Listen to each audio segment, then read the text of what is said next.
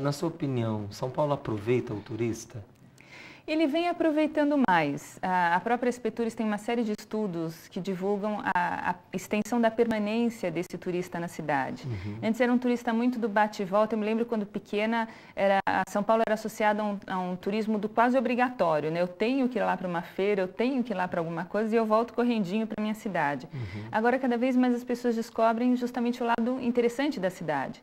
E a gente vê os ônibus, mesmo os aviões, com pessoas que vêm curtir a cidade no fim de semana, fazem aquele passaporte para curtir o teatro, depois vão ao restaurante, no dia seguinte vão ao museu.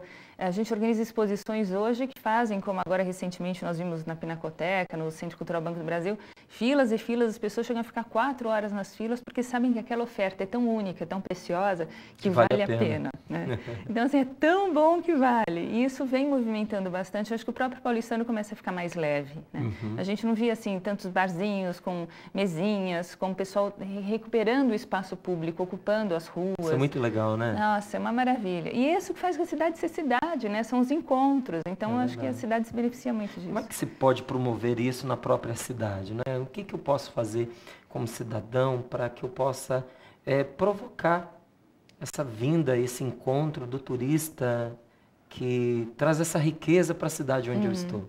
Olha, eu acho que a primeira questão é ser curioso acerca da própria cidade. Né? E dou um exemplo quase banal. Durante a Revolução de 24, que é uma revolução que em São Paulo a gente não estuda, né? Revolução esquecida, não por menos, cerca de 1/3 da população saiu da cidade como guerra civil.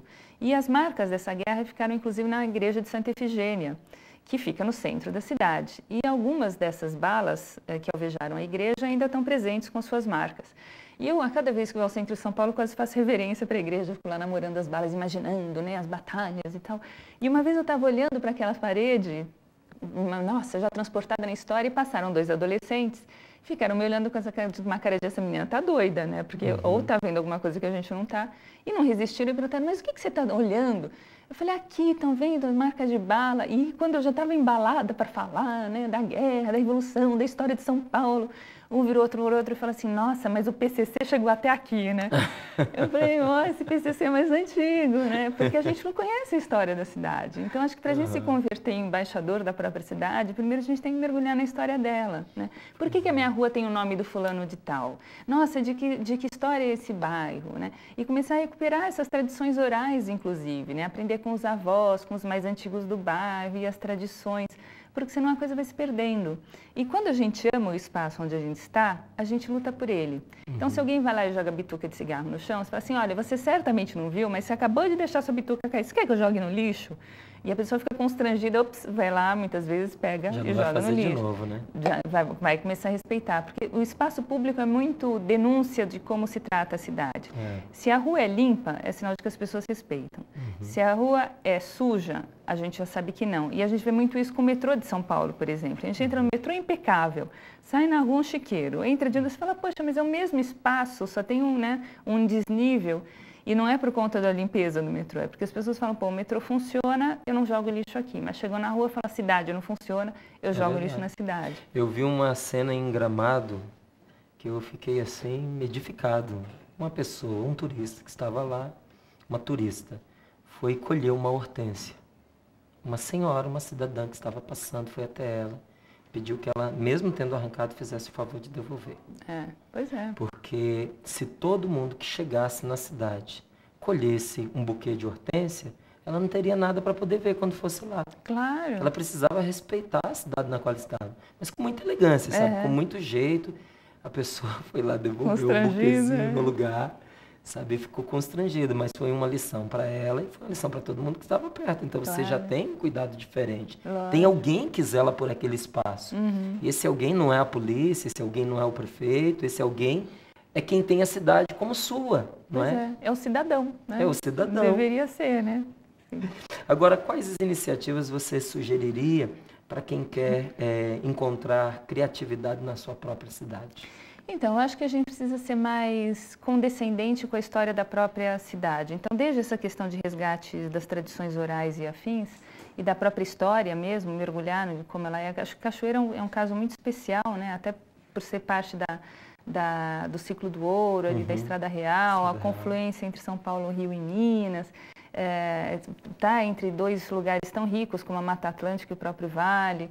Mas esse reconhecimento da cidade no seu espaço, se voltar para a própria história, pensar, poxa vida, quando vem alguém de fora, com o que a pessoa se encanta? Ou quando eu vou para fora, do que eu sinto falta? Desde aquele temperinho, de repente, no pãozinho da padaria, que passa às 5h30 da tarde, vem aquele perfume de pão saindo do forno, e quando eu saio daqui eu não encontro isso. Isso vai dando a pauta das singularidades. E quando a gente reconhece o que a cidade tem de especial por conta dessas antenas mais aprimoradas para perceber o que a cidade tem de diferente, a gente começa a valorizar isso. Quem faz esse pãozinho vai começar a perceber o valor que aquilo tem. E isso muitas vezes se reverte, inclusive, em recurso econômico.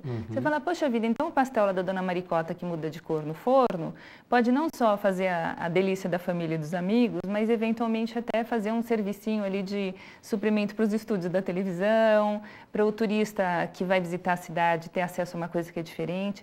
E a gente que vive nesse mundo que está cada vez mais parecido, voltando à questão do turismo também, e mesmo o turismo dentro da cidade, começa a valorizar cada vez mais o que é diferente. Você vê isso pelo carnaval, né? As pessoas não querem mais simplesmente olhar o carnaval que nem sair na avenida, não querem ir para, sei lá, para o Pantanal ou para alguma aldeia indígena e tirar foto. Elas querem aprender a fazer a pintura tribal, querem aprender a fazer a comida, dormir na oca, querem ir para a Amazônia para entender o que é aquela riqueza, fazer aquela complexidade. Né? Exato, elas querem fazer parte, né? Ninguém quer ser estatística, fala assim, então eu faço parte de... Você repara isso muito no vocabulário do turista, fala assim, não, então, mas o que tem aqui de bacana para ver, mas que não seja coisa de turista? Você fala, você é turista. Você fala assim, mas eu não quero ir para onde turista vai.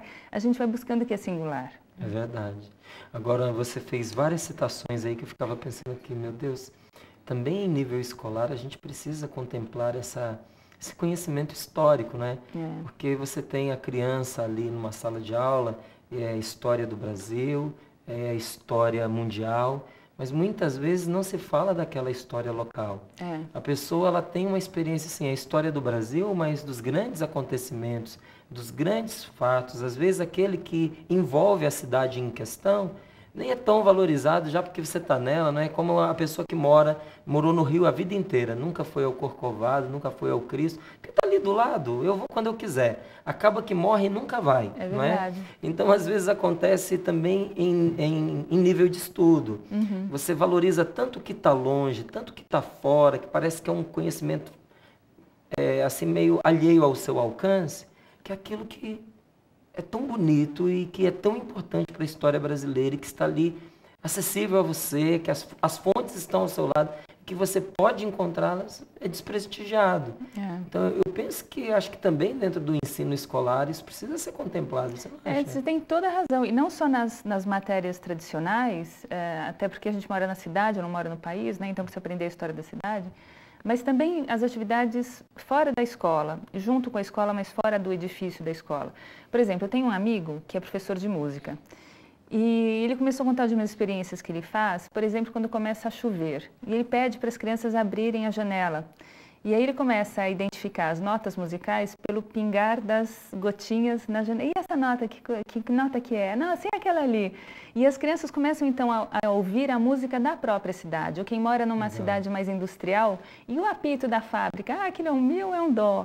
E a pessoa vai começando a transpor esse conhecimento dela da sala de aula para o que é a vida, né? Ou então vai aprender, sei lá, até um pouco mais adiante, aulas de física. Eu nunca entendi vetor. Eu achava vetor uma coisa alucinante.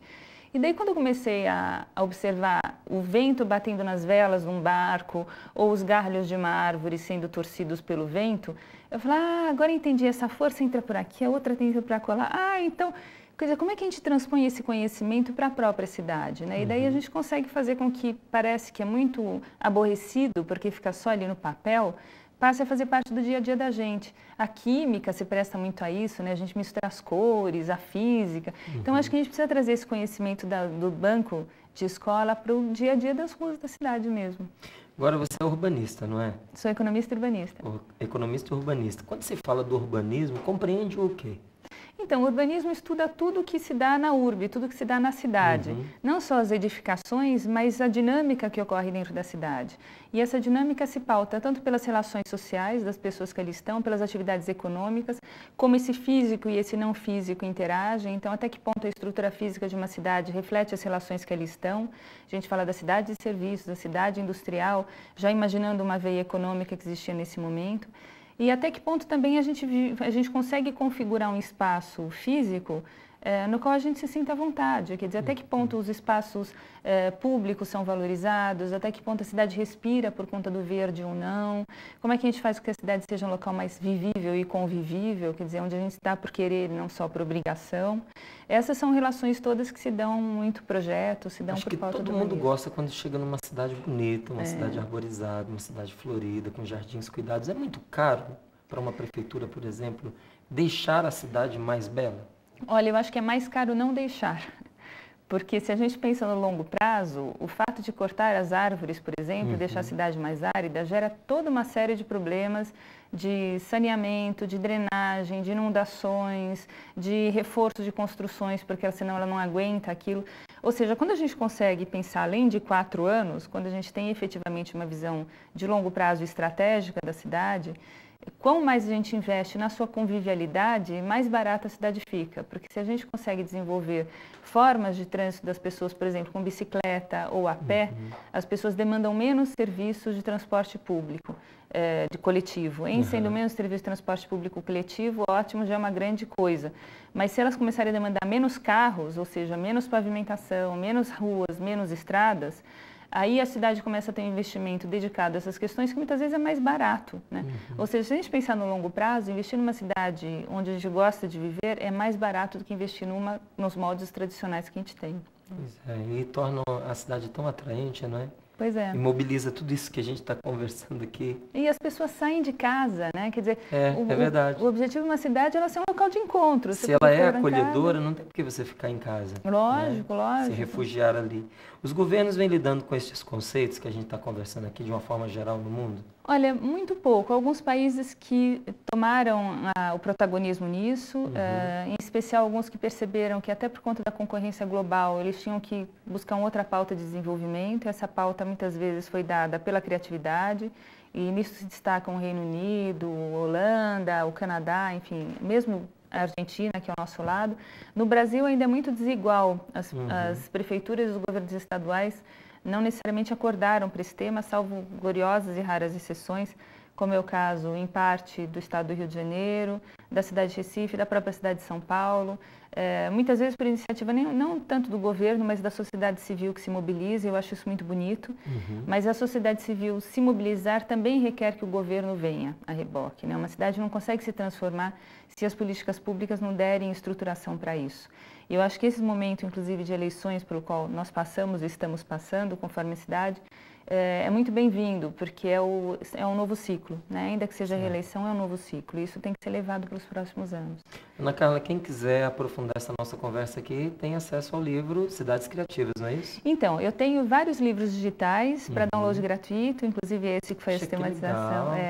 E tenho alguns impressos, que daí, inclusive, não são editados pela gente, né? Ou pela minha empresa, que é a Garimpo de Soluções, mas pelas editoras tradicionais. Então, os livros impressos são encontrados nas livrarias e nos sites das livrarias, só colocando meu nome. E os livros digitais ou as referências aos impressos podem ser encontrados no meu site, que é www.garimpodesoluções.com.br. Tem uma pastinha chamada Livros e ali com todos os links para as pessoas baixarem. www.garimpodesoluções.com.br. Ana Carla, muito obrigado. Foi um prazer. O prazer foi todo meu.